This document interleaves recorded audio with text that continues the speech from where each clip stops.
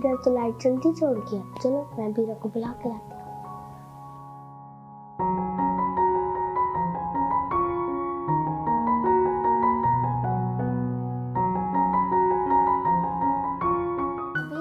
I tell you, we have to be turn off the lights and fans when we go outside our room. You don't turn off the lights and fans. Why you turn off? Now you have to be obey. Turn off the lights and fans. Promise with me, you have to be turned off because it is not good habit.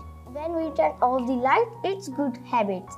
Okay, you have to be obey these manners on daily basis. Okay, आप ही मैं बंद कर देती हूँ। ठीक है।